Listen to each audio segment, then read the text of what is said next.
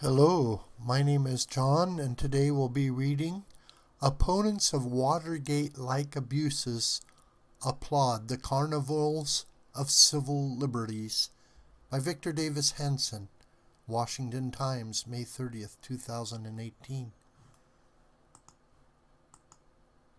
After a landslide loss in the 1972 presidential election, the Democratic Party was resuscitated the following year by the Watergate scandal. The destruction of the Nixon presidency powered the Democrats to make huge political gains in the 1974 elections. Watergate also birthed, or perhaps rebirthed, modern investigative journalism. A young generation of maverick reporters, supposedly alone, had challenged the establishment in order to uncover the whole truth about the abuses of power by the Nixon administration. Liberalism rode high during the Watergate era. It had demanded that civil liberties be protected from the illegal or unconstitutional overreach of the Nixon-era FBI, CIA, and other agencies. Liberals alleged that out-of-control officials had spied on U.S. citizens for political purposes and then tried to mask their wrongdoing under the cover of national security or institutional professionalism. All those legacies are now eroding. The Democratic Party, the investigative media, and liberalism itself are now weirdly on the side of the reactionary administrative state. They have either downplayed or excused Watergate-like abuses of power by the Obama administration. Liberal journalists apparently have few concerns that the FBI apparently used at least one secret informant to gather information about the 2016 Trump campaign. Nor are they much bothered that members of the Obama National Security Team unmasked the names of U.S. citizens who had been improperly surveilled. Many of those names then were illegally leaked to the press. Democrats seem indifferent to the fact that Hillary Clinton's presidential campaign paid a foreign agent, Christopher Steele, to compile dirt on Republican candidate Donald Trump, largely by trafficking in unverifiable rumors from Russian interests. Obama administration officials leaked details from that dossier. Civil libertarians appear unconcerned that the Department of Justice sought to deceive the Foreign Intelligence Surveillance Court, getting it to grant warrants to allow the surveillance of U.S. citizens based on the suspect and politically motivated Steele dossier. Few are upset that the former CIA Director John Brennan and former Director of National Intelligence James Clapper have lied under oath to Congress on matters pertaining to surveillance. Rather than being investigated by the media, both are now making frequent media appearances.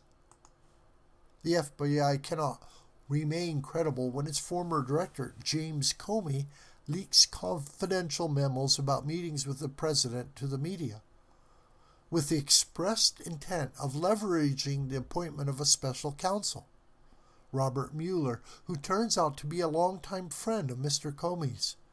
We have the former guardians of civil liberties flipped in the near half-century since Watergate.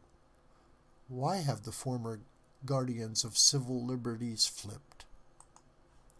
First, both the media and liberal establishment believed that outsider Donald Trump represented an existential danger to themselves and the nation at large, similar to the way operatives in the Nixon administration had felt about far-left presidential challenger George McGovern in 1972. But this time around, liberals were not out of power as they were in 1972. Instead, they were the establishment. They held the reins of federal power under the Obama administration, and they chose to exercise it in a fashion similar to how Nixon's team had in 1972. Second, pollsters and the media were convinced that Hillary Clinton would be elected. As a result, members of the FBI, CIA, and other federal bureaucracies apparently assumed that any extra-legal efforts to stop the common menace, Mr. Trump, would be appreciated rather than punished by a soon-to-be President Clinton. Third, those in the Obama administration, the Clinton campaign, and the media formed an echo chamber. All convinced themselves that any means necessary to achieve the noble ends of precluding a Trump presidency were justified. The danger of such groupthink, even now, they are unaware of the impending bomb that is about to go off. Public opinion has radically changed. A majority of Americans believe the Mueller investigation is politically motivated, according to CBS News poll.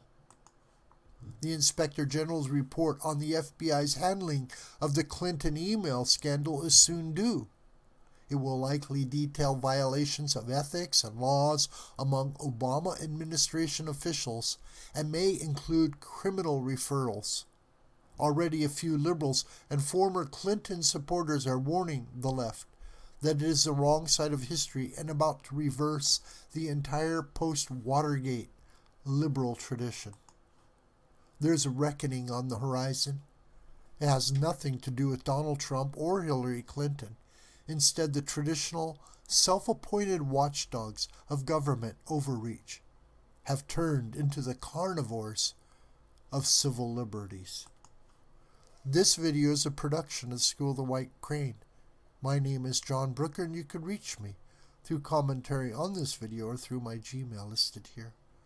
Please share this video with family and friends and on social media. May God richly bless you, my beloved.